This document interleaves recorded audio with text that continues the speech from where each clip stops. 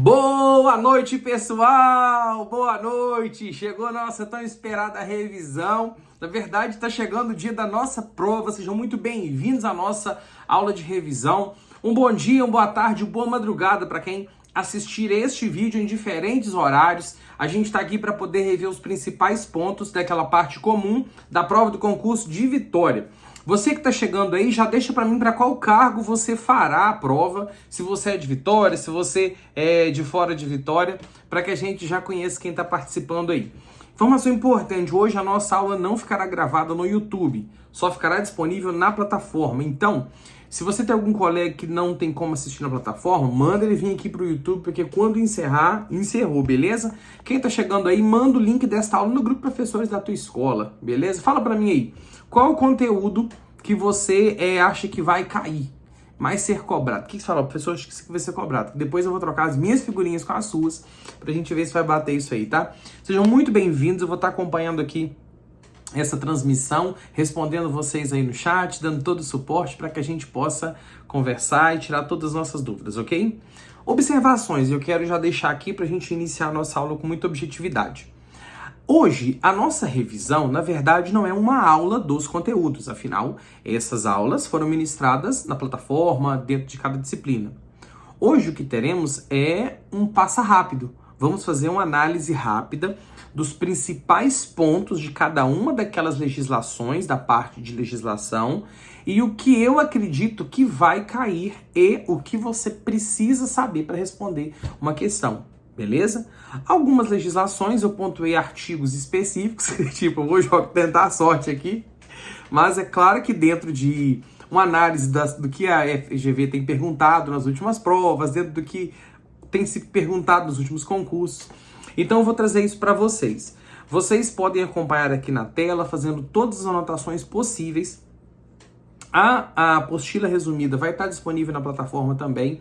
Então vocês que estão acompanhando aqui direto no YouTube, vão fazendo todas as anotações, os pontos importantes que eu vou trazer para vocês, ok? Espero que essa aula ajude. Quando eu começar, eu não vou parar muito não, que eu quero pegar direto para a gente resumir o tempo e ser bem objetivo, porque nessa altura o que você menos tem é tempo para perder, ok? Vamos lá, 1, 2, 3 e vem comigo pro cantinho da tela! Revisão geral para o concurso de Vitória 2024. O que eu vou trabalhar? Eu vou trabalhar com vocês, deixa eu ver se eu tenho o edital aqui aberto, isso. Eu vou trabalhar com vocês a parte de conhecimentos gerais que cabe a mim. Conhecimentos gerais serão 20 questões, língua portuguesa, 10, e legislação educacional, 10. Então essa parte aqui é a parte que eu ministro as aulas. Então é desses conteúdos que nós vamos estudar e revisar.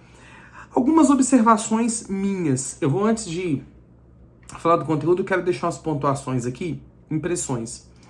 Eu achei o edital muito mal feito. Por quê? Porque tem 60 questões na prova. Colocaram 40 na parte específica. E colocaram aqui quase 20 legislações para tirar 10 questões. Tipo, gente, de boa. Mandar a galera estudar esse monte de lei que não vai cair para cobrar uma ou duas, gente, não é legal. Isso não mede quem de fato sabe aplicar o conhecimento. Vai medir quem conseguiu decorar e teve mais tempo para estudar e memorizar. Então, assim, não achei legal. Aí vamos na parte específica. 40 questões. Agora vamos lá. Educação infantil. É só isso aqui? 10 questões de tudo isso e 40 questões só desse conteúdo aqui. Embora eu acredite que o edital, ele errou o conteúdo de educação infantil. Preste muita atenção. Ensino fundamental, fundamentos da educação e depois os conteúdos específicos da área. Ciências, fundamentos da educação e os conhecimentos específicos. Educação artística, fundamentos da educação. Esses fundamentos são os mesmos. Quando saiu, eu falei, gente, vai retificar o edital e vai lançar Fundamentos de Educação Infantil. Não lançaram. Eu entrei em contato com a banca, eles responderam que o edital está correto. Eu acredito que eles erraram. Não assusto se eles colocarem aqui questões de fundamentos, mas se colocar, aí vai ser passível de recurso. Mas eu acho que na hora que chegarem e verem que só tem isso aqui, ficou, eles vão ser obrigados a tirar 1000 perguntas aqui desses poucos conteúdos. Entendeu? Então, é isso aí. Então, 40 questões da parte específica e 10 aqui. Hoje eu vou fazer com que vocês consigam responder essas 10, tá?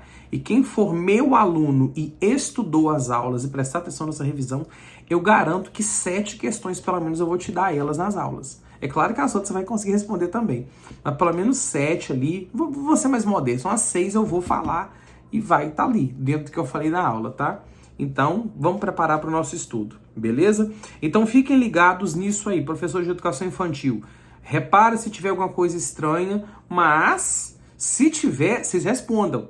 Outra dica, se tiver questões de fundamentos da educação aqui na parte específica, respondam, porque quem garante que a banca vai considerar? Em Linhares, uma vez teve um concurso, fizeram tudo errado e a justiça deu favorável à prefeitura, que, cara, era o trem maior sem noção do mundo. Então, infelizmente, a gente tá na chuva, então não estuda isso, porque é muito conteúdo, mas é conteúdo assim, pedagogia, tal, metodologias, didática, você vai embora. Se vier, não deixe de responder, responde tudo. Então, desses conteúdos aqui, eu peguei e listei, beleza? Botei aqui no papel.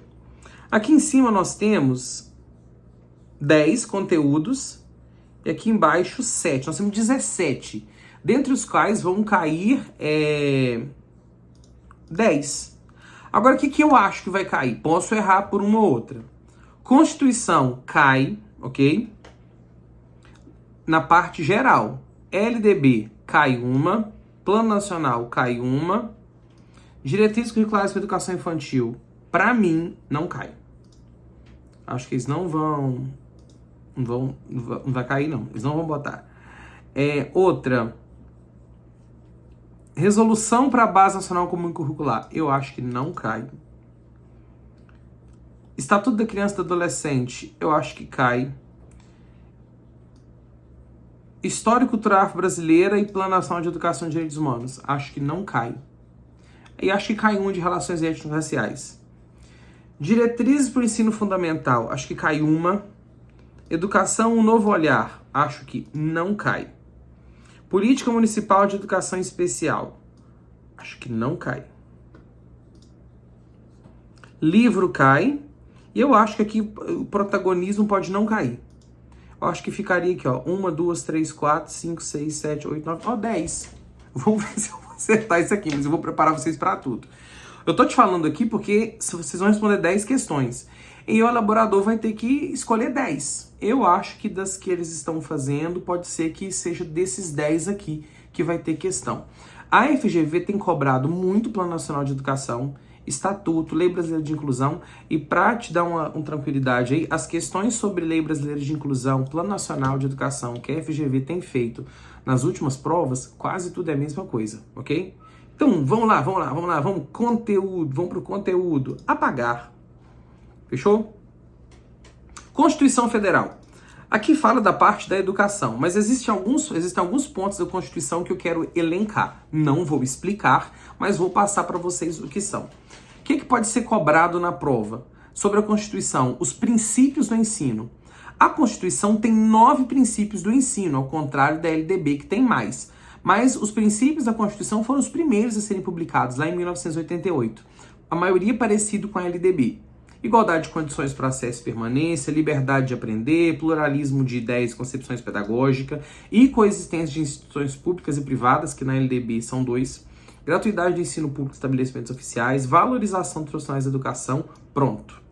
Aí, ano passado, acrescentou garantidos na forma da lei planos de carreira com ingresso exclusivamente por concurso público de provas e títulos aos das redes públicas.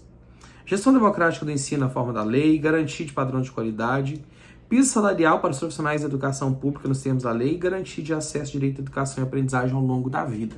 Foi incluído lá pelo ano de 2020, 19, por aí 18. Fechou?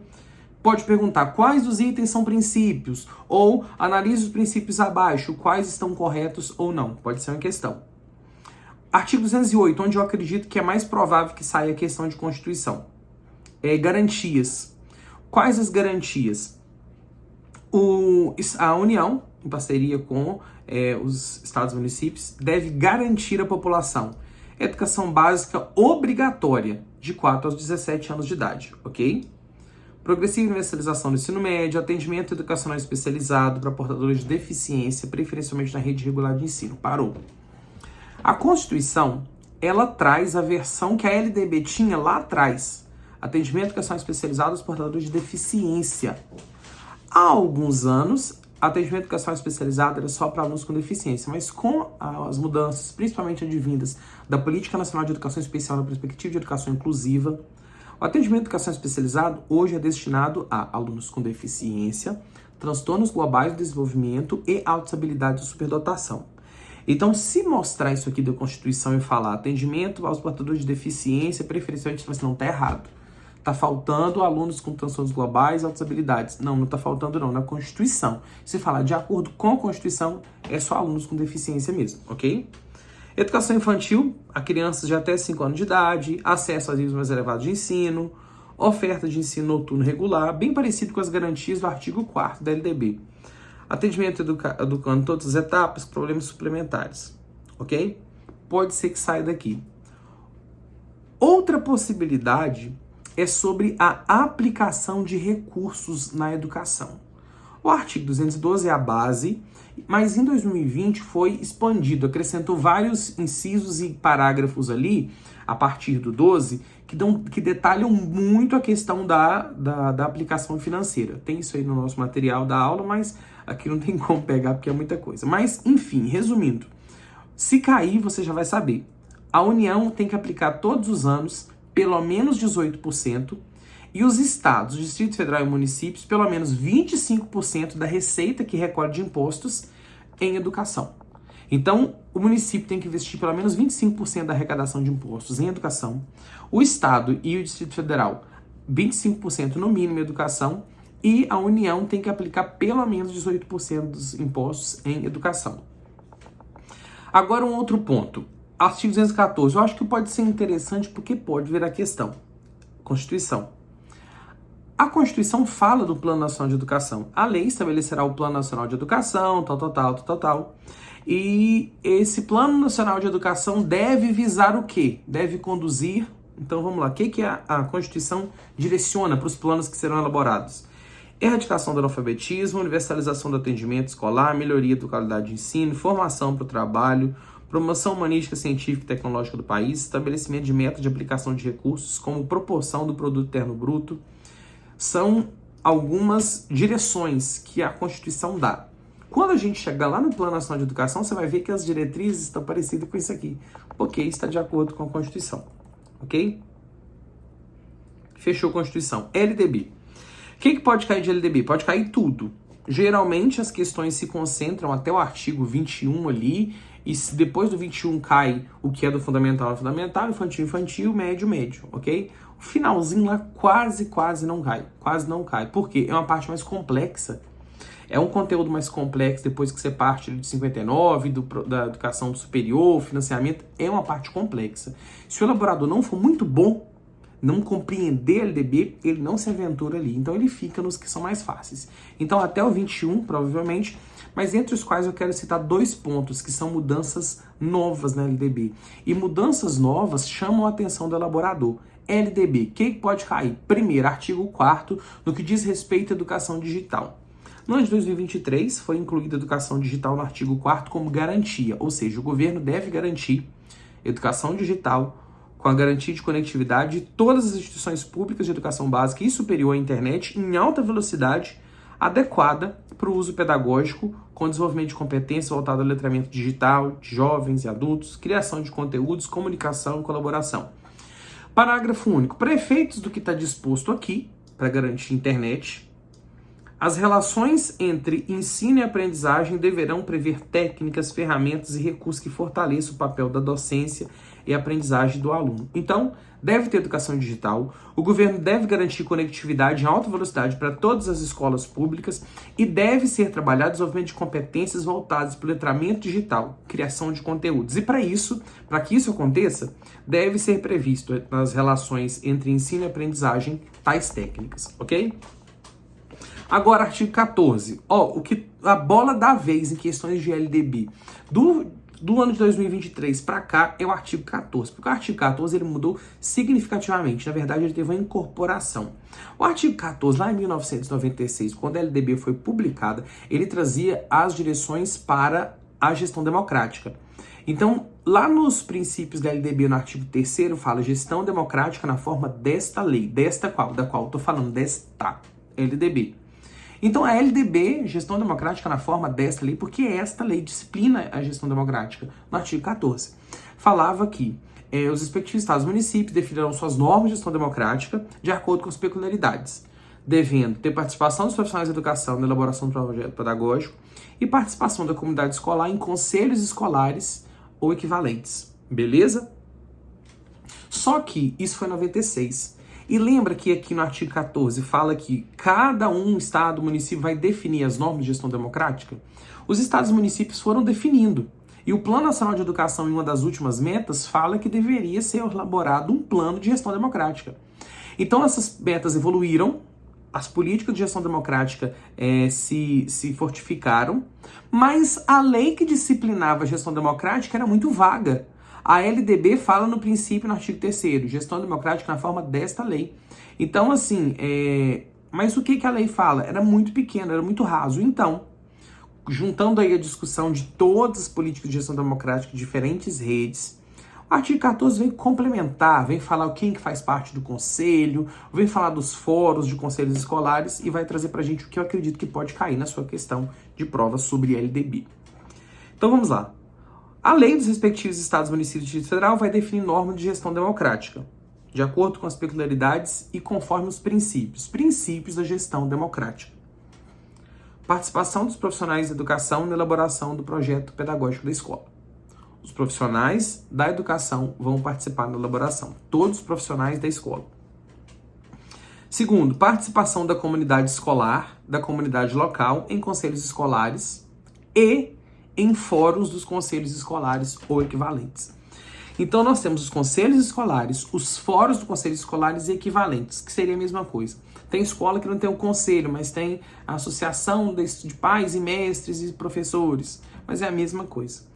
Então, os conselhos escolares são órgãos deliberativos, composto por representantes da comunidade que vão deliberar sobre as ações da escola. Agora, o que são os fóruns? Os fóruns são espaços, são grupos de discussão que reúnem representantes dos conselhos de uma região para discutir a melhoria da gestão democrática e fortalecer os conselhos. Vamos falar mais aqui na frente sobre isso, ok? Então, parágrafo 1º, tudo isso que foi incluído. O conselho escolar é um órgão deliberativo e é composto do diretor da escola, membro nato, isso aqui não falava antigamente na LDB não, e de representantes da comunidade escolar eleitos por seus pares. Então, o conselho escolar, ele vai ter sempre o diretor da escola. O diretor da escola, ele é um membro nato, ele é natural, ele tem que participar.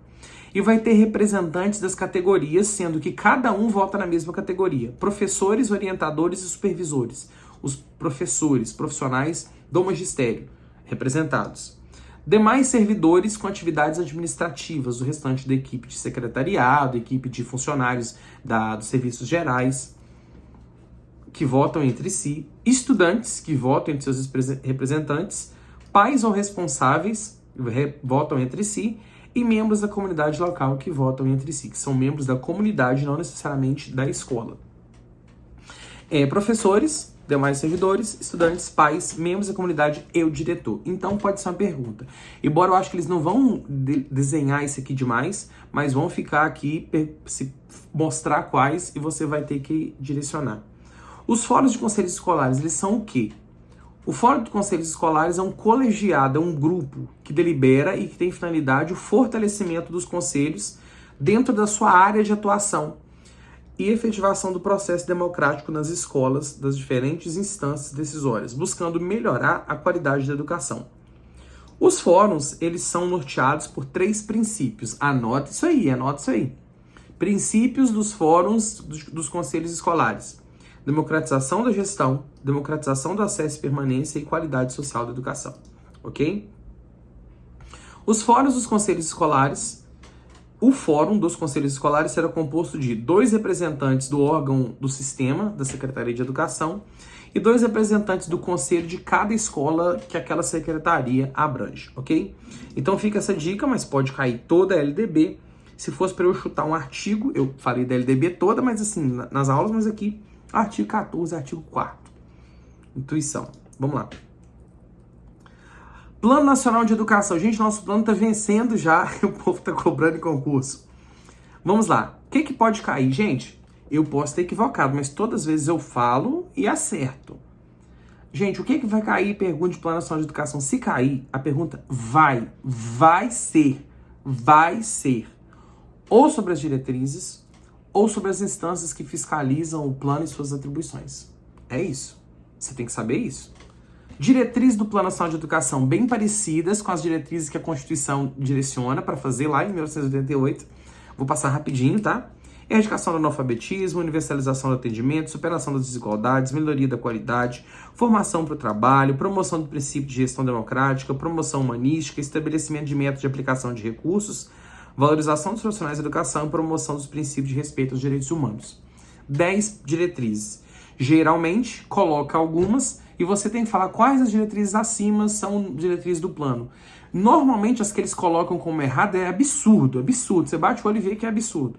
Então, você elimina e responde, ok? Agora, o que é mais provável de cair? Quem monitora o Plano Nacional de Educação? Existem 4 instâncias que monitoram o Plano Nacional de Educação. O Ministério da Educação, a Comissão de Educação da Câmara dos Deputados e Comissão de Educação do Senado, o Conselho Nacional de Educação e o Fórum Nacional de Educação. 4 instâncias que vão fiscalizar, monitorar e avaliar as ações do plano.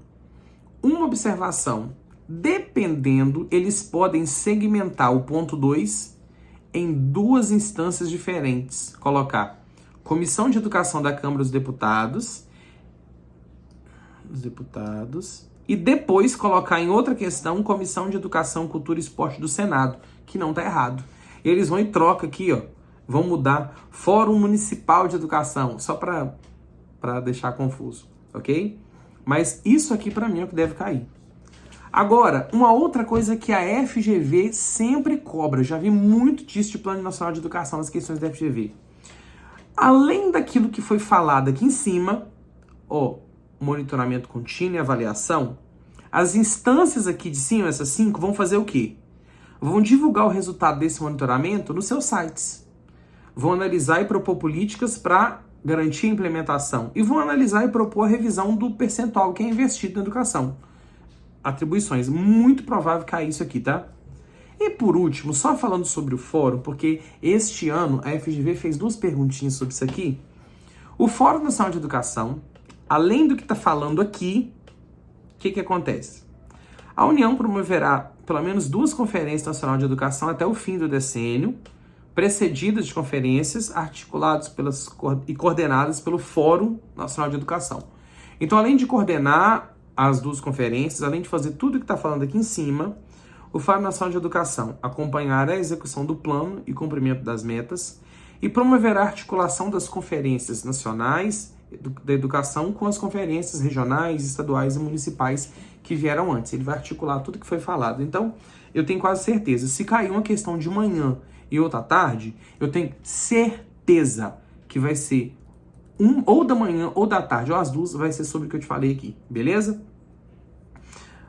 Vamos lá, diretrizes curriculares nacionais para educação infantil. Eu acho que não vai cobrar, porque eu não entendi por que botou diretrizes curriculares da educação infantil. Olha pra você ver que incoerência.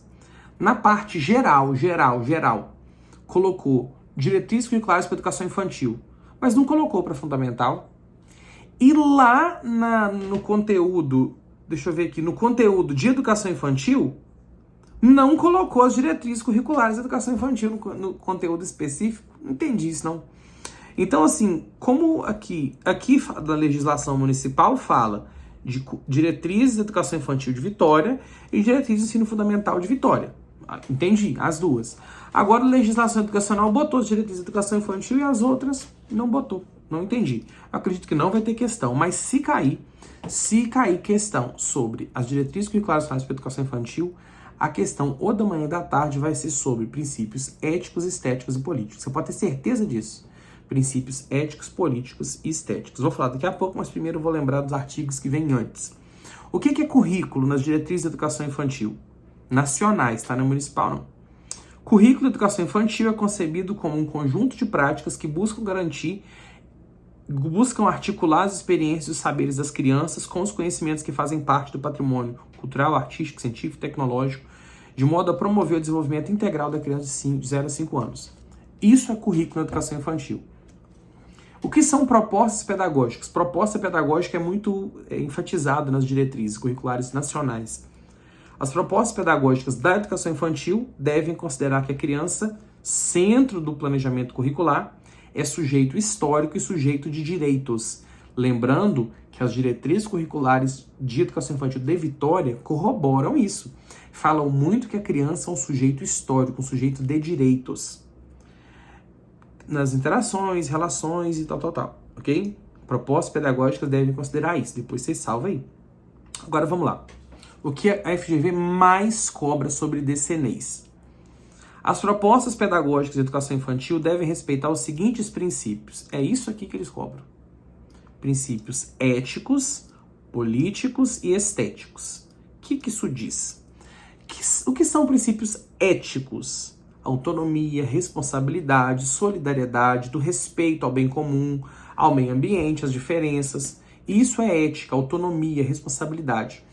Esse princípio ético não é a ética e moral que a gente estuda lá quanto adulto, não, ok? O que é certo, o que é errado, papapá, não. Na educação infantil está muito mais voltado para autonomia, para responsabilidade, para solidariedade. Isso é ética. Agora, princípios políticos. Os princípios do direito da cidadania, do exercício da criticidade e respeito à ordem democrática. Então, isso aqui é político, democrático, cidadania, ok? E estético é da beleza, da sensibilidade, da criatividade, da ludicidade, da liberdade de expressão nas diferentes manifestações artísticas e culturais. Então, se tiver uma pergunta sobre diretrizes curriculares nacionais para a educação infantil, eu tenho quase certeza que vai ser sobre esses princípios aqui, ok? Não sendo grande chance de ser do artigo 3º ou do artigo 4º, a questão sobre diretrizes, ok? Vamos para a resolução que institui a Base Nacional Comum Curricular. Outra coisa, não está pedindo para vocês estudarem a Base Nacional Comum Curricular. Não tem Base Nacional Comum Curricular na prova de vocês. O que tem? As diretrizes do dia 22 de dezembro de 2017, porque 22 de dezembro é meu aniversário, as diretrizes que vão instituir a base, que vão falar, olha, a gente está instituindo a base é isso, a base fala aquilo, a base fala isso, ok? Então, aqui tem muita coisa que tem nas diretrizes na BNCC que não tem, porque é um arquivo menor, um arquivo pequeno. Então, assim, eu acredito que pode cair uma pergunta de BNCC do livrão, mesmo aqui tá falando resolução. Muitas bancas, inclusive a FGV, tinha essa resolução, mas o elaborador, que é pângua, que às vezes... Gente, vocês acham que o elaborador é a pessoa mais inteligente do mundo da pedagogia? Nada. Tem bons. Mas tem uns, gente, que eles pegam lá, que elabora, só pega o documento e elabora. Pessoa que nem da área da pedagogia. Então eles veem esse nome aqui, resolução institui a Base Nacional Comum Curricular. Vai lá, qual documento? Base Nacional Comum Curricular. E tira a pergunta lá do documento. Aí depois, gente, eles não aceitam que estão errados. Infelizmente. Mas eu tô te falando porque pode acontecer. Mas vamos lá. O que eles vão cobrar da base provavelmente tá aqui. Então, deixa abaixo. O que pode cair? O que você tem que saber aqui? A base apresenta aprendizagens essenciais. A base foca no desenvolvimento de competências. A base traz 10 competências gerais. E a base tem compromisso com a educação integral. Isso que você tem que saber. Vou passar rapidinho alguns pontos. Eu não vou passar aqui as 10 competências, mas eu quero que vocês lembrem dela porque para ganhar tempo, porque era muito texto. Vamos lá. O que você tem que focar?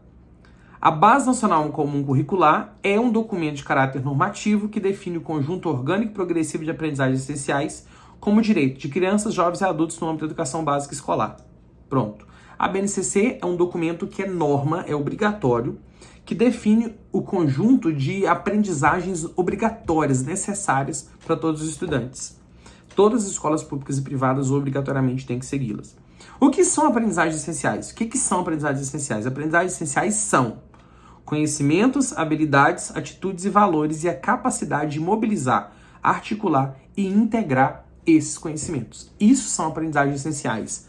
Aí, as diretrizes vão fazer um link. As aprendizagens essenciais são os conhecimentos, habilidades, atitudes e a capacidade de mobilizar eles. Isso são as aprendizagens essenciais.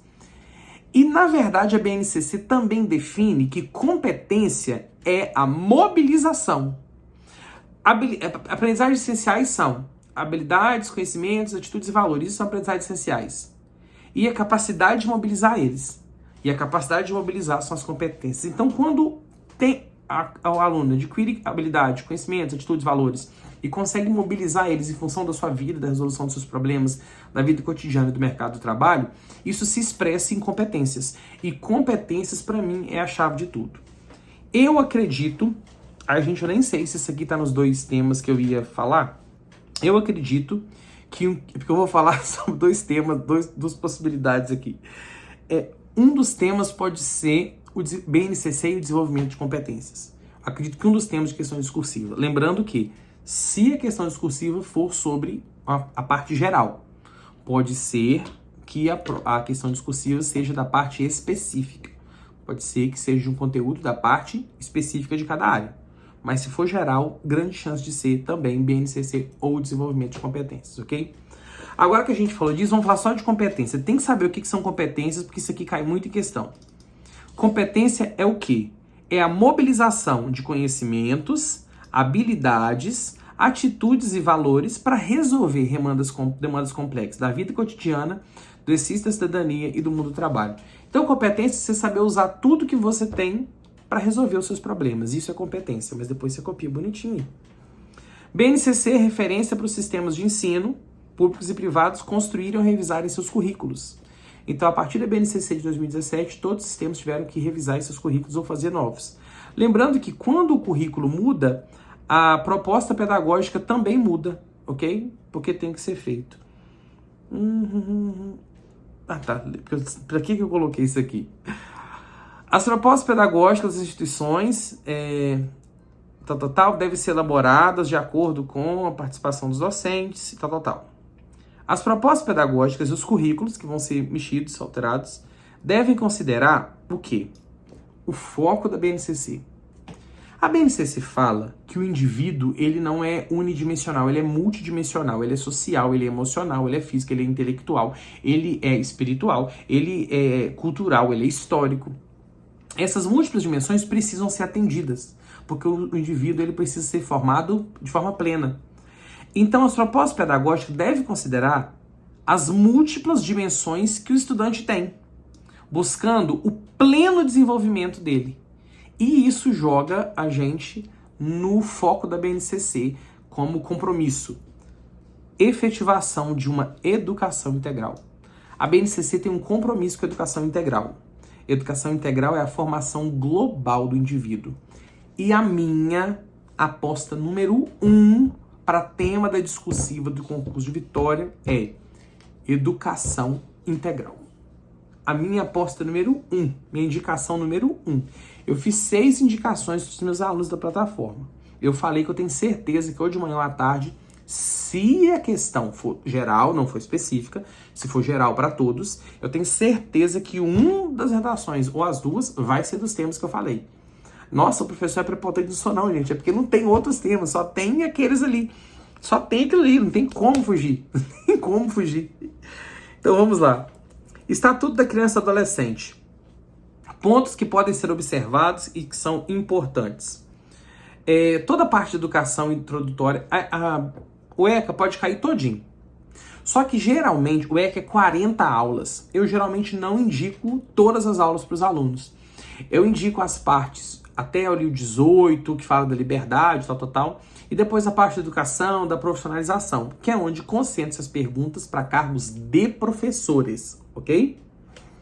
Mas pode cair todo o ECA, mas o que eu acredito é que vai cair da profissionalização, ok? Para mim, a pergunta do ECA vai ser sobre profissionalização. É proibido qualquer trabalho a menores de 14 anos, salvo na condição de aprendiz. Fechou. Vale lembrar que esse artigo aqui, ele tá errado, tá? Ele já era para ter sido corrigido, mas eu falo, esses deputados estão lá brigando, e ninguém faz nada que presta. Desculpa, fazem muita coisa boa sim, mas assim, em vez de olhar pra gente, o que acontece, gente? É proibido qualquer trabalho a menores de 14 anos. Mas o que a Constituição fala? É proibido qualquer trabalho a menores de 16 anos, salvo na condição de aprendiz a partir de 14 anos. Então, com 14 anos é só aprendiz. Então, o artigo 60 leva a entender que é proibido trabalho a menores de 14, salvo, exceto como aprendiz. Então, dá a entender que dá antes. Então, se na prática, é proibido trabalho a menores de 16, salvo, exceto na condição de aprendiz a partir de 14. Mas o que acontece? Eles não mudam ECA, não sei porquê, não sei se é porque ninguém deu atenção, porque não pode, enfim.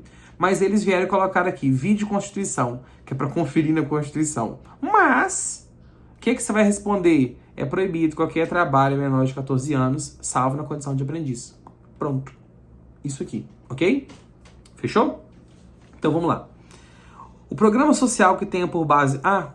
trabalho educativo, tá? Trabalho educativo. Ponto importante para vocês lembrarem que pode ser foco de questão na prova de Vitória domingo. Programa social que tenha por base o trabalho educativo, sob responsabilidade da entidade governamental ou não governamental, deverá assegurar ao adolescente que participe em condições de capacitação e tal. O que é trabalho educativo? Trabalho educativo é a atividade laboral em que as exigências pedagógicas relativas ao desenvolvimento pessoal e social prevalecem sobre o aspecto produtivo, ou seja, o foco é ele aprender e desenvolver as habilidades e não a produção que ele vai fazer, ok? Estatuto de Criança e Adolescente, profissionalização ou trabalho educativo. Lei Brasileira de Inclusão. Pessoal, 80% das questões sobre Lei Brasileira de Inclusão da FGV em concurso para professor perguntam o que é deficiência. Considera-se com deficiência pessoas o quê? Isso aqui eu não sei porquê. Eles nem vão lá para a parte que fala de educação nem nada. Vai direto aqui. Acho que é porque pega os primeiros artigos e já bota isso aqui e fica com preguiça de ler tudo.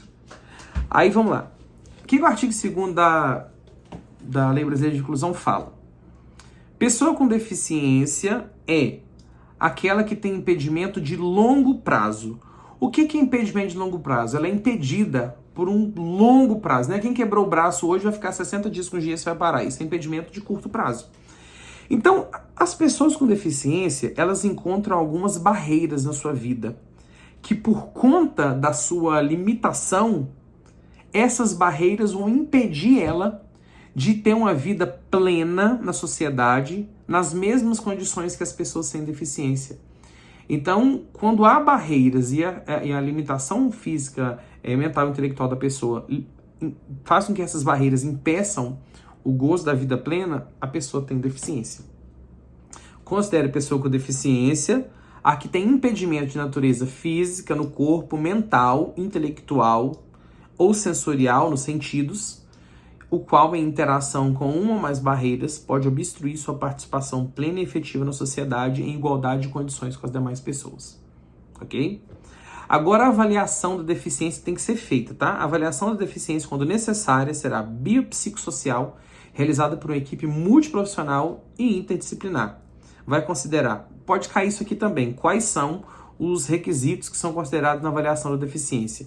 Impedimentos nas funções e estrutura do corpo, fatores socioambientais, psicológicos e pessoais, a limitação do desempenho de atividades e a restrição de participação nas atividades, ok? Deve ser considerado na avaliação da deficiência. Agora vamos para outro ponto que eu acredito que pode cair, porque é muito recente, ok? A gente teve o cordão fita de quebra-cabeça relacionado ao autismo, agora a gente teve o cordão fita com desenho de girassóis. Muito legal e interessante isso aqui para cair na prova, porque é algo novo, muito novo. É instituído o cordão fita com desenhos de girassóis, como símbolo nacional de identificação de pessoas com deficiências ocultas. Então, o cordão de quebra-cabeça, pessoa com autismo, com um paciente do espectro autista, né? E os desenhos de girassóis são deficiências ocultas que não podem ser identificadas visivelmente. O uso desse símbolo é opcional. ok? Mas a ausência desse cordão não vai prejudicar ele em nenhum direito que ele tem. Ele não é obrigatório usar, e se ele não usar, ele não perde nenhum direito, mas tem o cordão. A utilização desse cordão não vai dispensar apresentar documentos que comprovem a deficiência, caso for solicitado também. Mas é um grande símbolo de identificação, facilita muita coisa e ajuda na melhoria de condições de vida dessas pessoas. Beleza? Leis 10.639 e 11.645, 2003 e 2008, respectivamente, que falam da educação e cultura brasileira e indígena.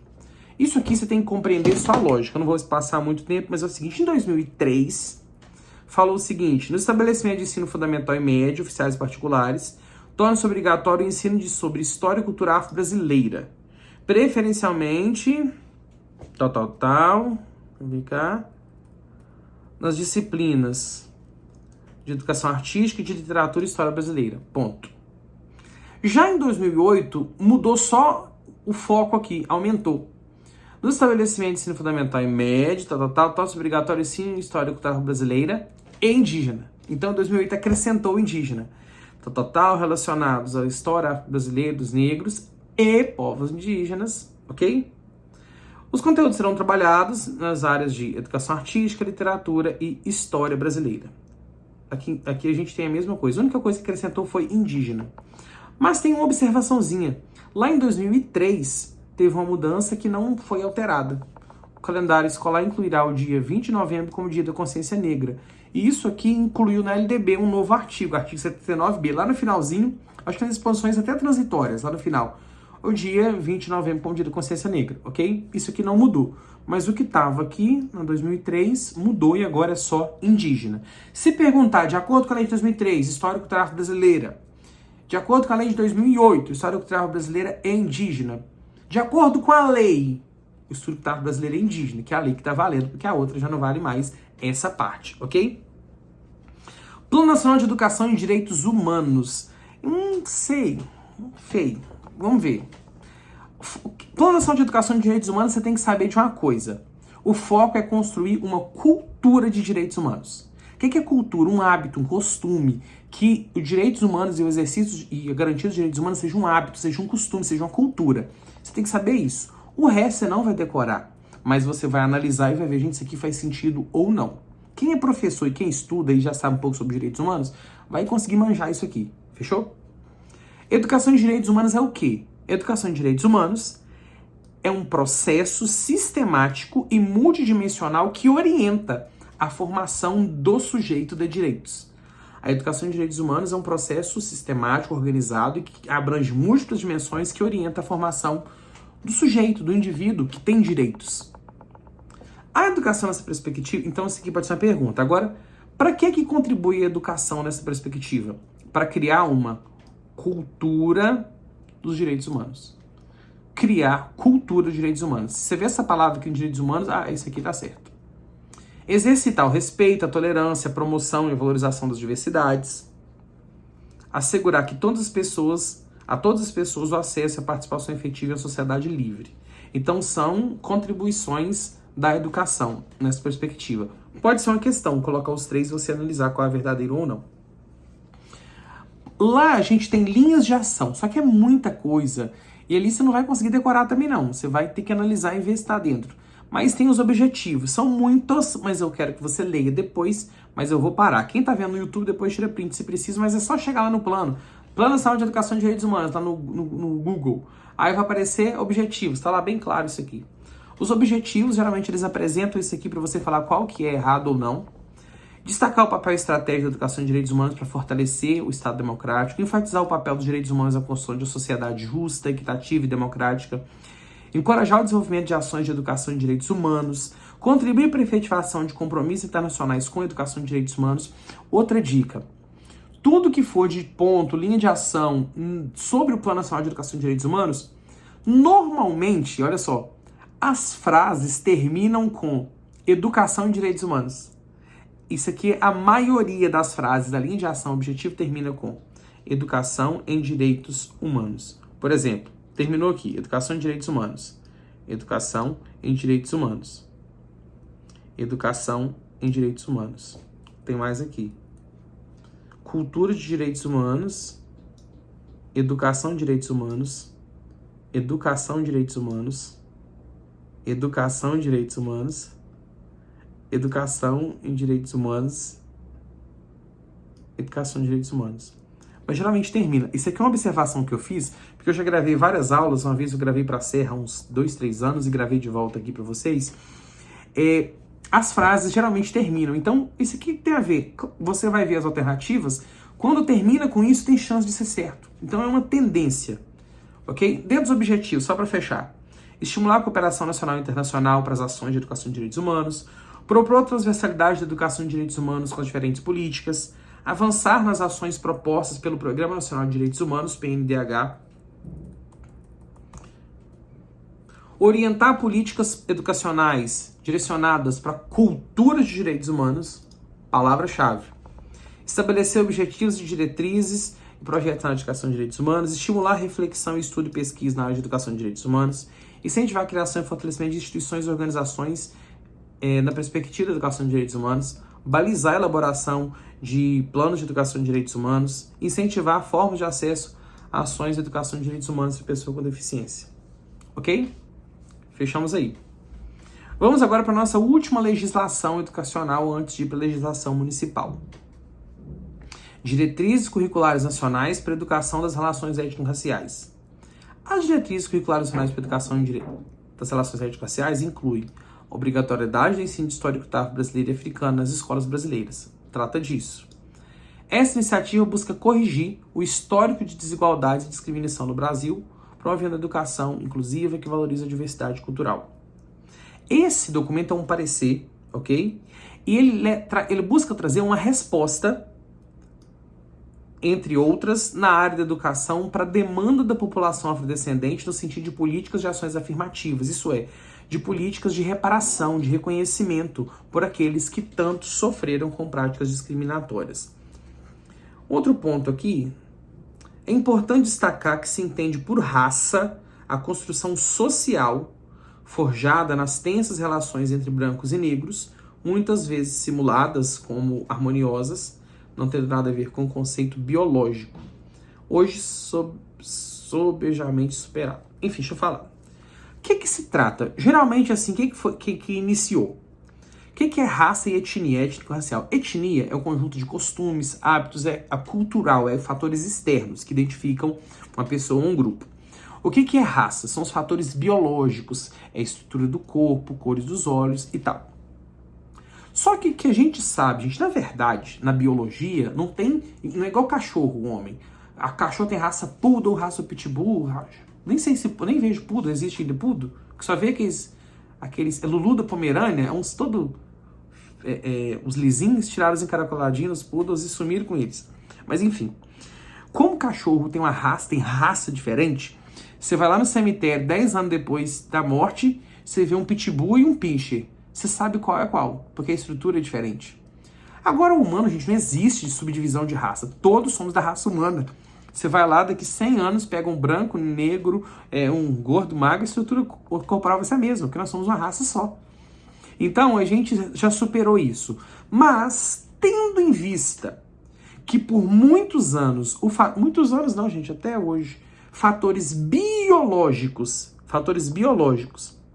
representou a relação tensa entre negros e brancos que segregavam, que discriminavam e levavam a população negra ao sofrimento, a gente traz esse termo raça hoje não como fator biológico pensado erradamente no ano passado, mas como uma construção social acerca da população de pele preta, a população negra do nosso país.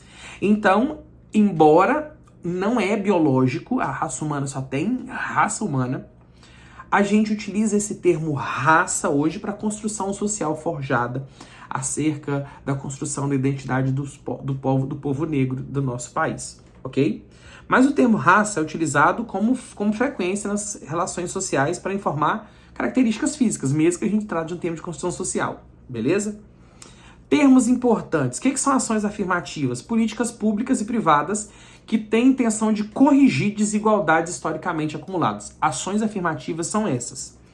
Políticas de reparação são iniciativas que procuram corrigir as injustiças. Então, nós podemos ter ações afirmativas com a perspectiva de reparação. Educação das relações étnico-raciais, que tem um capítulozinho do documento que fala sobre isso. O que é educação das relações étnico-raciais?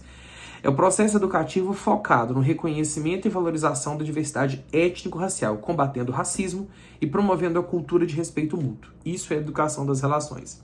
Depois vocês lêem tudo o material, tá? Lê tudo depois. Pronto, vamos para a legislação municipal. Fechou?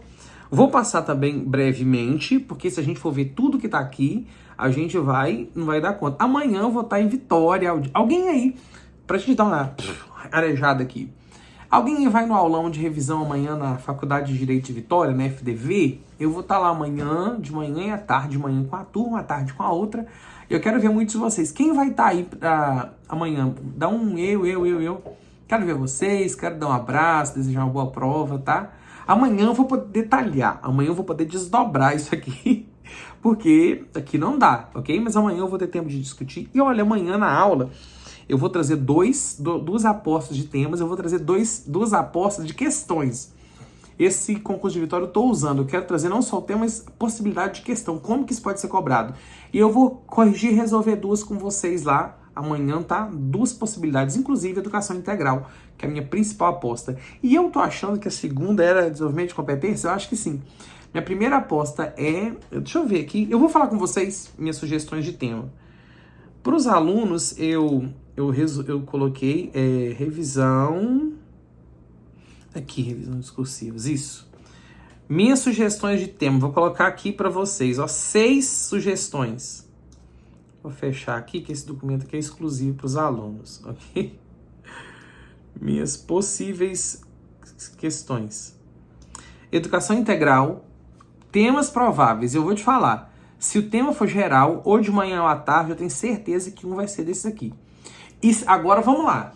Eu falo porque assim, eu tô dando aula aqui, vocês compram meu material, só que não tem na área de concurso, eu não tô falando de área de educação não, no geral, vocês podem fazer pesquisa em todas as outras negócios e professores. Eu estou entre os maiores acertadores de questões entre professores de cursinhos do Brasil. Eu tô falando sério. Você pode pesquisar, gente. A gente da minha equipe aqui, eles escrafuncharam o mundo para fazer esse levantamento. Eu tenho a maior taxa de acerto de indicações de questões. Tema de redação, então nem se fala. Então, assim, eu tô falando não é porque eu também, pessoa prepotente. Não, gente, a gente estuda para isso. Eu convivo só com isso. Eu vou ter muito mais chance de acertar um tema porque eu vivo lendo provas e provas de concurso de bancas e bancas. E vocês estão ali só para aquele concurso. Então eu tenho mais que obrigação de fazer isso. Mas eu desenvolvi uma lógica aqui que me ajuda. Eu acredito que a iluminação de Deus na minha vida também é fundamental. Porque se não fosse Deus eu não fazia nada. E é graças a Ele que eu consigo trabalhar, que eu consigo ajudar vocês. E eu tenho certeza que Ele cuida de vocês, inclusive na hora da prova. E eu oro todos os dias por vocês. Eu não sei se vocês sabem, eu sou pastor também, sou pastor da Igreja Batista, sou pastor em uma igreja no interior de Barra de São Francisco. Eu moro em Alto Rio Novo, mas a minha igreja fica no município de Barra de São Francisco, que faz divisa aqui com o meu. Nos dias que tem prova de algum curso, toda a minha igreja ora por vocês no culto da escola dominical. Então, todos os dias que tem uma prova de concurso, eu peço à igreja para orar. E é claro que muitos não são cristãos, eu entendo. E até peço desculpa e licença por isso, mas é a minha forma de desejar coisas boas.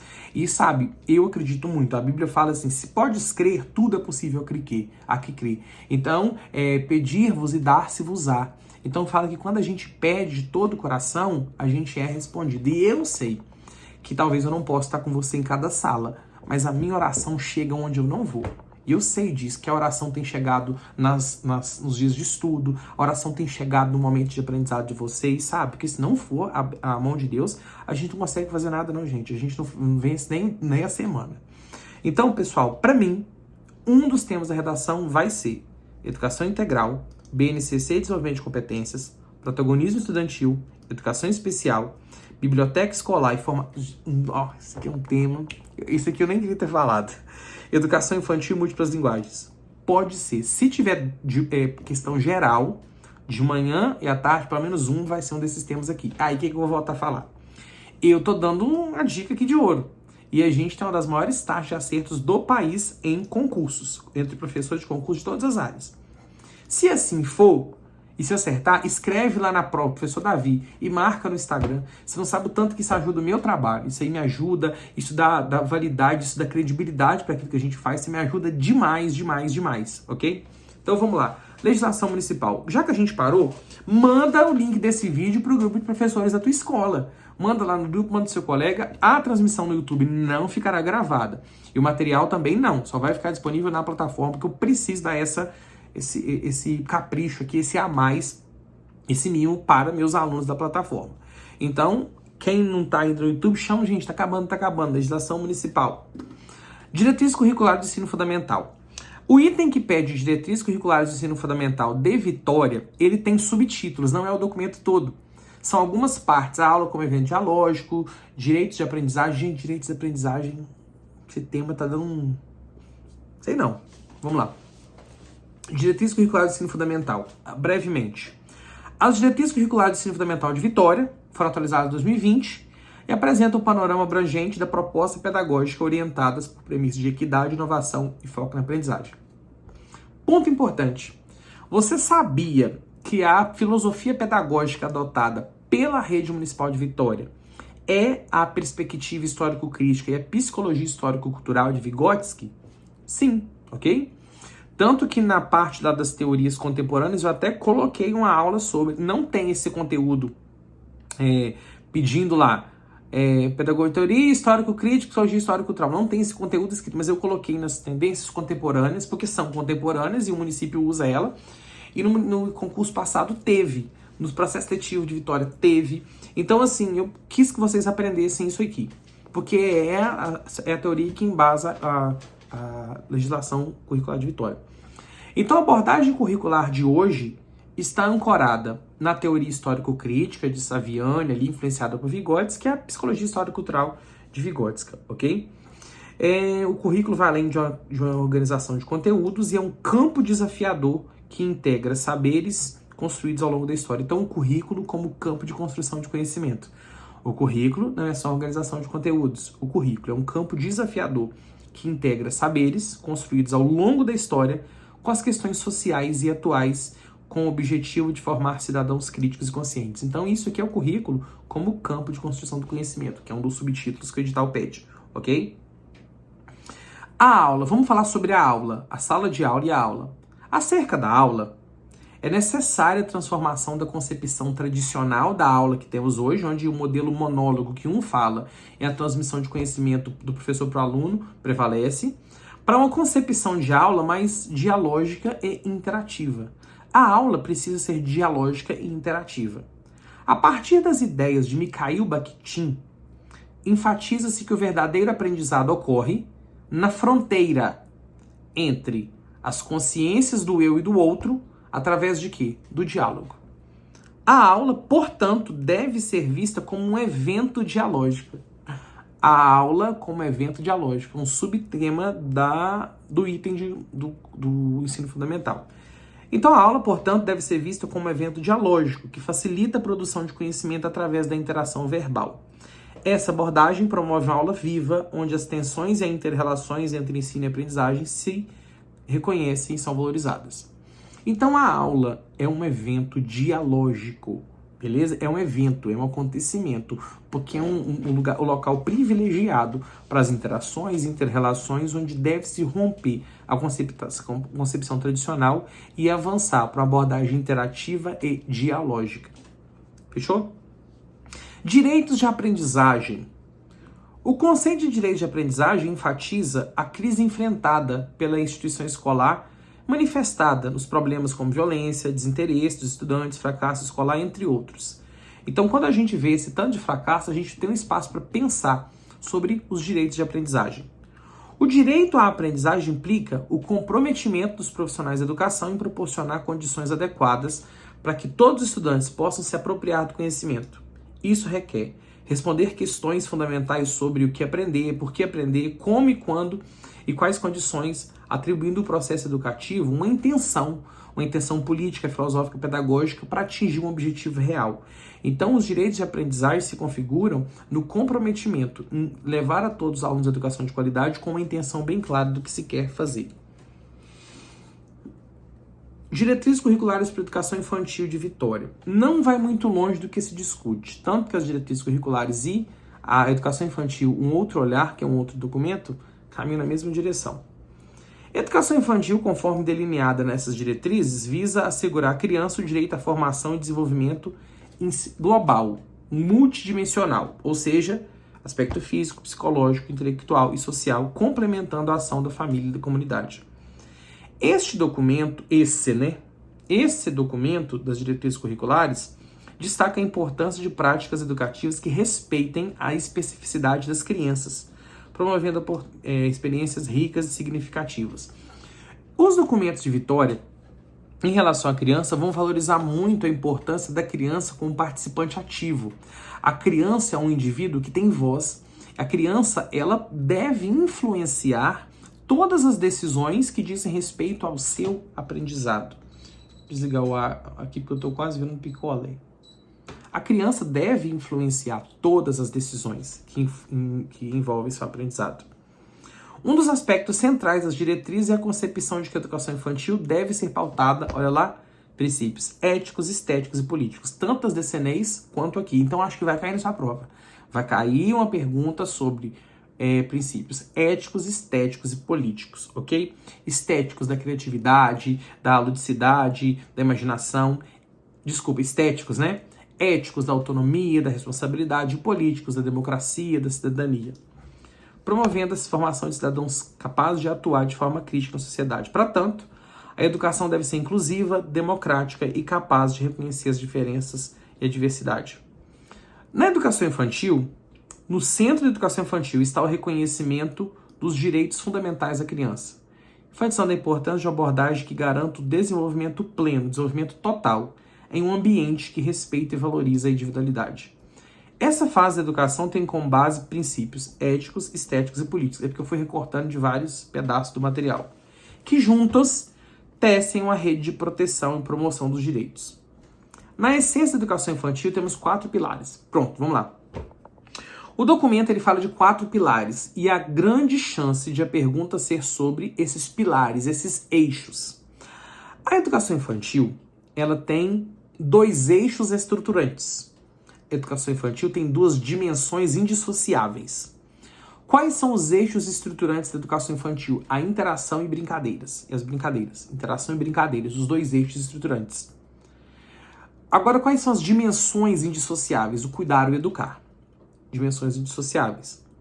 O documento de diretrizes curriculares, ele vai trazer esses 4, educar, cuidar, brincar, interação, interagir, como 4 pilares fundamentais. Os 4 pilares fundamentais da educação infantil do município de Vitória são educar, cuidar, brincar e interação, interagir, ok? Eles vão se entrelaçar para ser uma base para aprendizado rico.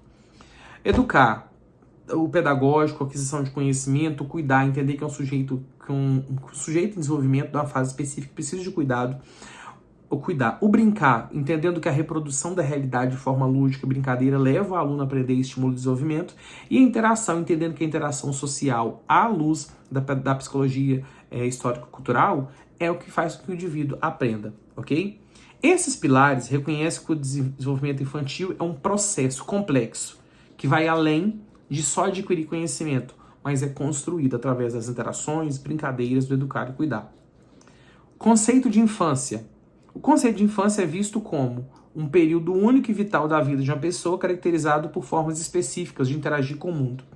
Entende que as crianças são construtoras ativas de seu conhecimento. Então, se elas são construtoras, elas são ativas e protagonistas do seu processo de aprendizado.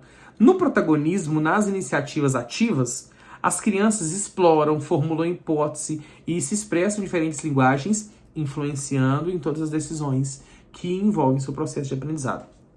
O currículo na educação infantil, neste documento, é compreendido como um conjunto vivo de práticas que entrelaçam cuidadosamente o educar e o cuidar, oferecendo um terreno fértil para brincar e interagir. Os 4 pilares, ok? O documento fala de gestão democrática, e gestão democrática na educação infantil reflete um compromisso com a inclusão e participação de toda a comunidade escolar. A organização pedagógica na educação infantil de Vitória é desenhada para promover uma aprendizagem significativa e abrangente. A educação integral na educação infantil de Vitória abraça uma visão holística, lembra dessa palavra? Holística, visão geral, que consegue ver tudo e formar para a integralidade, ok? E educação integral, eu acredito que é um foco, e pode ser que peça para fazer a redação sobre educação integral, e falando sobre os desdobramentos dentro da sua modalidade, da sua prova, da sua área, anos iniciais, educação infantil, educação especial, ok? Documento, educação infantil, novo olhar. Eu acho que não vai cair pergunta disso aqui. Se cair desse, não vai cair sobre diretriz. Mas enfim, vai que, né? Vamos lá. O documento educação infantil, um outro olhar, ele na verdade não é um conjunto de leis, normas. Ele vai detalhar a construção dessas diretrizes que a gente acabou de falar. Ele vai falar sobre como foi isso, como foi esse processo. Mas o que ele fala então? Ele só narra? Não. Ele apresenta a necessidade de um outro olhar sobre a educação infantil. Então é essa a ideia central. Foi realizado um processo, inclusive, colaborativo pela Secretaria para reformular a proposta curricular da educação infantil. Era evidente a busca por uma nova identidade política e pedagógica, ressaltando a participação de vários personagens. Foi feita reuniões regionais, onde cada escola pôde falar suas práticas exitosas, depois uma reunião reunindo tudo, e a proposta curricular foi construída com base nas experiências exitosas, naquilo que a escola de Vitória precisa. A metodologia adotada da construção foi o diálogo, a troca de experiência, a construção coletiva. É proposto aqui neste documento um olhar profundo sobre as fundações necessárias para a educação infantil, que seja responsável, inclusive direcionada para uma sociedade mais justa. A parte 6 do documento, ela aponta para propósito de continuidade, que o documento vai continuar, afinal, ele vai falar também que agora vai ser implementado. Reflete sobre o processo participativo que guiou a elaboração das diretrizes, enfatizando que o futuro da educação é construído através das ações e discussões de hoje. Então, o que foi feito vai delinear o futuro. Um outro olhar, o que quer dizer? Simboliza a intenção de romper com as abordagens técnicas restritivas tradicionais e promover uma sensação de pertencimento e engajamento coletivo, para que as crianças possam participar do processo como agentes ativos, influenciando as decisões que dizem respeito ao seu aprendizado e, assim, terem aquela corresponsabilidade, entendendo-se como corresponsáveis, gerando pertencimento e engajamento na construção de educação infantil pública de qualidade, ok? Depois você lê tudo. Política Municipal de Educação Especial. Não sei, eu achei assim que educação especial teve pouco foco nesse edital. Mas pode ter uma questão. De uma forma geral, bem rapidamente, Política Municipal de Educação Especial de Vitória estabelece diretrizes e ações para promover a inclusão de todos os estudantes dentro do sistema educacional público de Vitória. Todos os estudantes. A política visa orientar a inclusão escolar de estudantes com deficiência, noções globais de desenvolvimento das habilidades, ou seja, ela é uma política voltada para a educação para todos, mas orienta como será a inclusão dos alunos com deficiências, transtornos globais de desenvolvimento e altas habilidades ou superdotação, garantindo a esses um currículo, acesso ao currículo comum, com flexibilização, com adaptações curriculares e promovendo a educação inclusiva, ok? A política de educação especial adota princípios como o reconhecimento da diferença como característica inerente ao ser humano e desejo de construir uma sociedade melhor. Sobre as ações intersetoriais é importante porque fala muito das ações intersetoriais, envolvendo vários setores da administração, para implementar ações que cooperem com o processo de inclusão, que vai envolver desde a adaptação das infraestrutura física das escolas até a formação de professores para lidar com as especificidades. Então, requer um trabalho com as famílias, o cuidado com o aluno, e por isso tem que ser um conjunto de ações intersetoriais, não só da escola. Quanto ao atendimento à educação especializada, o documento detalha que deve ser oferecido preferencialmente na rede regular de ensino, com recursos e práticas pedagógicas, na sala de recursos multifuncionais. Aqui vai falar muita coisa que a gente já sabe. Quem estuda educação especial já sabe. Não foge muito do que a gente sempre tem, não. O documento enfatiza a importância da colaboração dos educadores e famílias com os outros profissionais para apoiar um atendimento que de fato integre os alunos, ok? O documento apresenta diretrizes para organização e estratégias educacionais para garantir a inclusão eficaz, incluindo avaliação, revisão contínua do processo educativo, o plano de ensino individualizado, que é para cada aluno na sala de educação especializado, para levar o aluno a ter um acesso à educação de qualidade como todos os alunos. A política é um guia robusto que articula a necessidade de um sistema educacional inclusivo e não apenas integre alunos com necessidades especiais, mas adapte suas práticas pedagógicas para garantir o acesso de todos no sistema educacional. Então vamos lá. Sistema inclusivo, a perspectiva sempre vai levar para a inclusão. Não é educação inclusiva, não é educação especial. Inclusive é uma perspectiva sobre a educação. Incluir, levar todos a fazerem parte. Todos os documentos de Vitória falam da construção de um ambiente inclusivo. Isso é para qualquer área, não é só para educação especial, um ambiente inclusivo. Nas bibliotecas falam muito disso também. Um ambiente acolhedor, um ambiente estimulante, ok? Política Municipal de Educação Integral. Para mim, isso aqui é o principal documento da prova. Nossa, se eu estiver errado, depois vamos esculachar. Mas eu tenho que tentar. E para mim, minha intuição. Claro, para mim só vai nisso aqui. Só vai nisso aqui. Educação integral. Por quê? Porque todos os outros documentos falam de formação integral. Todos os outros documentos. Então, grande chance, grande chance. O conceito de educação integral remete à concepção de integralidade do ser humano. Nós somos multidimensionais, considerando as múltiplas dimensões. Então, educação integral é isso, a formação global do indivíduo. Educação integral, ela também é oferecida em tempo integral. Agora nós vamos passar para um ponto importante. Se você tiver uma questão discursiva sobre educação integral, você precisa deixar claro que educação integral não é educação em tempo integral, né? Que você vai escrever desse jeito, né? Mas uma educação integral de qualidade, ela passa pela ampliação da jornada. Agora, vale lembrar, isso aqui é a chave da educação em tempo integral. Tô com a garganta seca já. Educação em tempo integral é o quê? É a ampliação das aprendizagens por meio de novas experiências, da integração de conhecimentos construídos, da promoção de educação que contribua. Ou seja, ampliar a carga horária na educação em tempo integral não significa só ampliar a carga horária, mas ampliar as oportunidades de aprendizagem do estudante. Então, se perguntar sobre escolas de tempo integral, você vai encerrar sua redação escrevendo assim: assim, as escolas em tempo integral não representam apenas uma ampliação da jornada escolar, mas sim a ampliação das oportunidades de aprendizagens de todos os estudantes. Pá, cara, se você fechar sua redação assim, ó, o cara que vai corrigir vai pegar e vai fazer assim, ó, vai dar um beijo na redação. E vai dizer, não, isso aqui é 10, é 10, é 10. Então, fechou. Esse documento fala da importância da gestão democrática, porque se a educação visa a integralidade, formar um indivíduo, ele tem que ser participativo, o indivíduo tem que participar, tem que ser ativo. A educação se baseia no diálogo. A educação integral tem por objetivo promover a qualidade da educação. Educação integral é para melhorar, tá? Para educar melhor. E tem na ampliação da jornada uma estratégia fundamental. Então, a ampliação da jornada é fundamental. Educação integral não é educação em tempo integral. Mas a educação integral que temos hoje passa pela educação em tempo integral organizada com qualidade.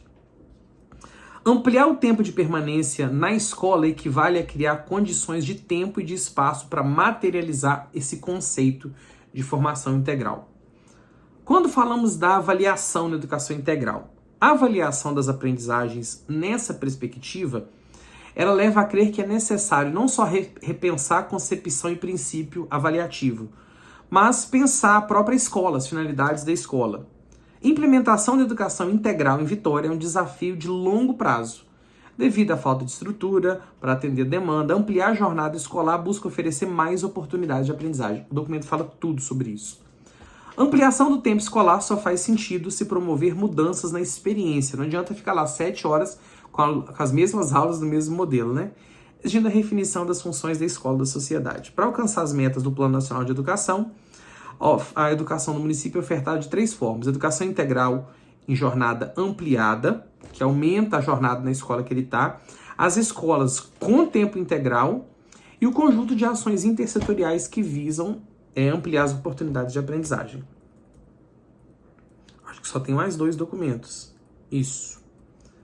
Política do livro da leitura e biblioteca escolar. Vai ter uma pergunta sobre isso. Vai ter. Tô falando que vai ter. A política do livro, da leitura e da biblioteca escolar configura-se como instrumento essencial na formação de leitores, reconhecendo a leitura como prática social fundamental que vai além de decodificar palavras. Então o livro tem foco em quê? Esse documento fala que a leitura é uma prática social fundamental para o desenvolvimento.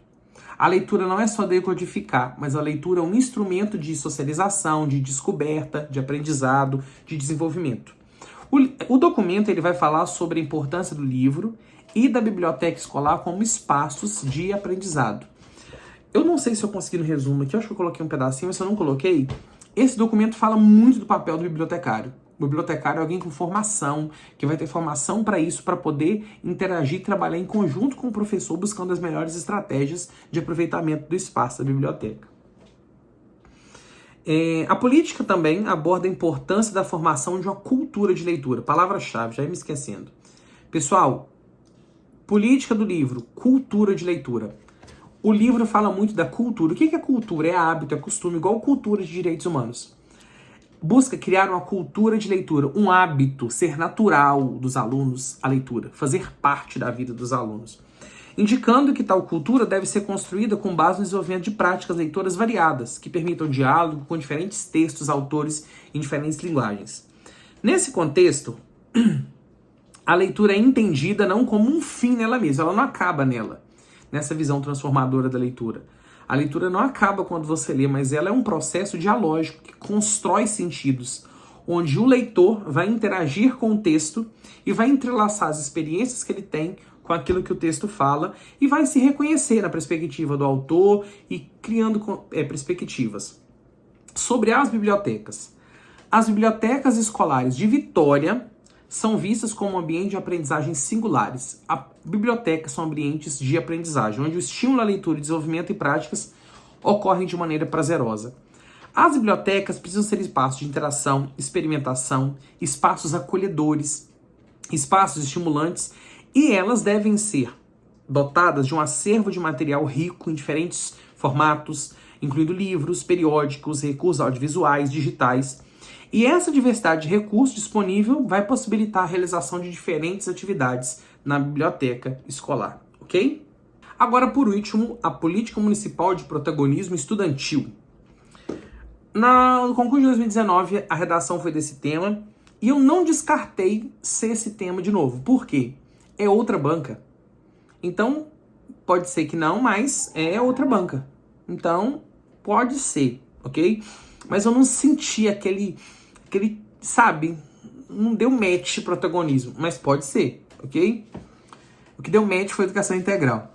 O protagonismo no contexto educacional é uma relação de participação, atuação, informação e responsabilidade e em relação ao respeito ao outro. O aluno participa dentro do contexto. O protagonismo ele é praticado quando? Quando nós reconhecemos nossos estudantes como sujeitos que fazem parte da solução. É aqui que eu vi. Alunos não são parte do problema, eles são parte da solução. O protagonismo de Vitória fala sobre isso. Então, por isso, eles devem ser utilizados. Os alunos são a solução dos problemas. E eles atuam no enfrentamento das situações reais na comunidade, e isso através das experiências da escola. As diretrizes municipais para a educação infantil afirmam que a participação das crianças deve ser construída com um processo de escuta atenta às diferentes vozes infantis. As diretrizes para a educação infantil falam do protagonismo. Então a gente vai falar o seguinte, um ponto que cai muito nas questões de protagonismo, e aqui no documento deve ser assim. O centro disso tudo é de estabelecer um processo revelador de escuta atenta dos adultos às vozes infantis.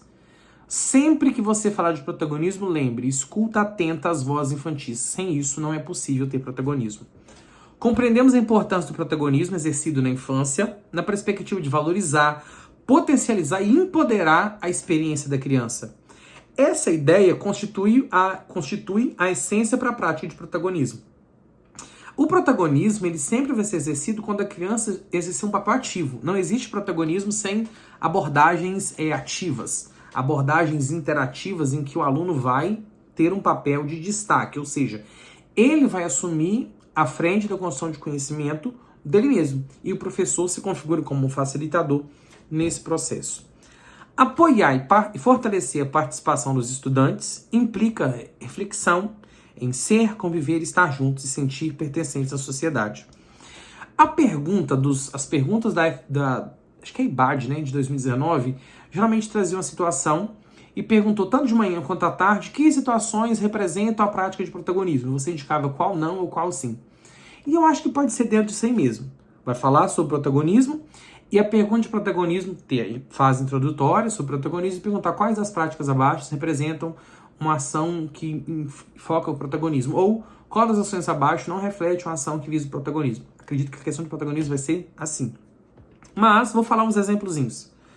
Na educação infantil, além da escuta das vozes infantis, que é fundamental, outras metodologias que o documento fala: mini-fóruns, assembleias, votações, plenárias, conferências e outras. Ele dá esses nomezinhos ali para a educação infantil. E entre outros espaços de educação, no ensino fundamental, espaços de participação estudantil, que sem isso não há protagonismo. Representação de turma, os estudantes que são conselheiros, o Grêmio Estudantil e a Rádio Escola, que são iniciativas. Inclusive, Vitória tem a disciplina do protagonismo na sua grade, nas escolas, assim, pelo menos no documento, né? Não sei se na prática tem. A partir do documento, podemos encontrar um conceito de protagonismo afinado com o referencial curricular da Rede Vitória, na perspectiva histórico-crítica. Lembra? Vitória, pedagogia histórico-crítica e psicologia histórico-cultural, ok? A perspectiva histórico-crítica nos leva a situar as práticas educacionais, os modos de vida, num contexto histórico, considerando tudo o que temos vivido para a construção de práticas de hoje, preparando-nos para a vivência no futuro. Em resumo, a política municipal de protagonismo estudantil visa contribuir para a formação de cidadãos críticos, participativos, engajados, através do fortalecimento de protagonismo de estudantes no ambiente escolar e na sociedade. Através dessa política, espera-se que os alunos sejam capazes de exercer cidadania de forma plena, atuando como agentes de transformação. Ok? Fechou! Gente, muita coisa, hein? Pessoal, então vamos lá. Fizemos aqui essa análise e eu acredito que vão cair questões da revisão de hoje. Tenho certeza que vai cair. Porque assim, eu tô falando o que fala cada documento. Então não tem nem como, não é porque eu tô acertando, não, porque não tem outra coisa. Desejo que vocês façam boa prova. Orientações finais. Fiquem mais tranquilos. Amanhã estudem, mas tentem dormir cedo. Não peguem um celular aí pelo menos 1 hora antes de vocês dormirem. Outra dica, não comam muito amanhã. O nervosismo pode dar dor de barriga. E se você der dor de barriga no dia, lascou. Então assim, amanhã tem alimentação mais de boa, uma alimentação mais tranquila. E durmam cedo, verifique a questão do local da prova, o horário que vocês vão fazer, saiam antes com antecedência. Carona é bom, mas cuidado, eu não oriento você dar carona demais não, porque você pode levar e atrasar o trânsito, você entregar o colega na escola dele e você perder a sua. Dê carona para quem vai fazer prova na mesma escola, isso não é ruindade não, isso é lógico, você não pode perder sua prova. Uma vez eu quase pedi a prova porque eu deixei os colegas em 2 escolas, na hora que eu chegar na minha, o portão tava fechando. Eu joelhei no chão, deixa eu entrar, por favor. Eles riram, mas ainda estava em tempo. Então, assim, faça isso, tome esse cuidado. E, assim, eu tenho orado para que vocês estejam bem. O que vocês puderam fazer, vocês fizeram. Amanhã vocês vão fechar tudo isso. E eu creio que, acima de tudo, a gente entrega o caminho, o Senhor confia nele, e o mais ele faz por nós. Então, quando a gente faz a nossa parte, eu não tenho dúvidas de que Deus é perfeito em fazer a parte dele. Beleza? Espero que essa revisão tenha ajudado vocês. Quem quiser rever amanhã, lá na plataforma vai estar disponível. Como eu disse, todas as revisões eu deixo no YouTube. Só que eu tenho que dar esse mimo, tenho que dar esse a mais aqui para meus alunos da plataforma que me abençoaram demais neste ano, ok? Pessoal, antes de a gente encerrar, eu queria fazer uma oração com vocês. Eu sempre faço isso antes das provas. Quero pedir licença a qualquer aluno que não for cristão. Respeito muito cada um. Mas eu gosto de fazer oração como minha forma de desejar bênçãos e coisas boas para você. É minha forma de desejar que vocês façam uma boa prova. Desde quando o edital foi lançado, todos os dias eu oro para Deus abençoar os alunos de uma forma geral, abençoar os alunos que me abençoam, se matriculando na plataforma, para Deus abençoar que as aulas que eu gravo, sejam claras e que eu indique coisas que vão cair e que vocês consigam aprender. E eu sei que a minha oração chega onde eu não consigo chegar, mas que Deus possa abençoar muito você nessa prova e nessa reta final, beleza? Vamos orar? Senhor, Obrigado pelo teu amor e tua graça, nós te louvamos porque o Senhor é bom. Obrigado, porque por mais que os dias sejam maus, o Senhor é bom. Sabemos das lutas e dificuldades que temos passado e só o Senhor conhece o que cada um viveu nesses dias. O Senhor sabe das dificuldades, dos problemas que cada um teve que vencer para poder chegar em pé para realizar essa prova. O Senhor sabe o que cada um passou para conseguir encontrar um tempo para estudar. Mas, Pai, não desampare a lágrima daquele que busca. Não deixe de enxergar a lágrima daquele que chora. E esteja conosco nessa reta final. Pai, visita cada aluno, pega no teu colo, dê o teu abraço, para que eles consigam estar com o coração tranquilo no domingo, que eles possam estar bem. E eu peço, Pai, que no dia dessa prova eles cheguem bem, consigam fazer com tranquilidade e que o Senhor traga à luz da memória de cada um tudo o que eles estudaram. Que eles possam ter boas interlocuções, boas reflexões, análise e irem bem nessa prova para alcançar os seus sonhos e que, acima de tudo, o teu sonho se cumpra na vida de cada um, mas no que cabe a nós, estamos fazendo a nossa parte. Abençoe cada aluno, cada aluna, cada família, que nesse final de semana eles possam ter o descanso necessário, ter a revisão necessária e ir bem nessa prova. Obrigado pelo que foi feito até aqui e agradecemos por tudo que o Senhor ainda fará. Obrigado, em nome de Jesus oramos. Amém. Pessoal, muito obrigado, pessoal. Deus abençoe muito a sua vida, que você possa fazer uma boa prova. E manda pra mim as fotos no Instagram, tá? No direct. E marca lá nos stories, por favor, que eu preciso ver isso, tá? Marca nos stories e me manda a prova. Eu não faço correção no domingo, gente, porque, como eu disse, eu sou pastor. Domingo eu vou estar pregando na igreja e a minha igreja não é na minha cidade. Então, quando acaba o culto, eu tenho que pegar 1 hora de viagem para casa. Então, assim, acaba que eu não consigo chegar cedo. Mas provável que na segunda, provável não, eu vou fazer de tudo. Segunda eu vou estar em Vitória de novo, vou voltar para Vitória na segunda. Vou tentar fazer essa correção com vocês, nem que apareça ao dia aqui, a gente faz, tá beleza? Grande abraço, ó. Beijão, pessoal. Tchau. Tchau, tchau, tchau. E aí, gostaram da revisão? Vai falando aí o que acharam. Fui!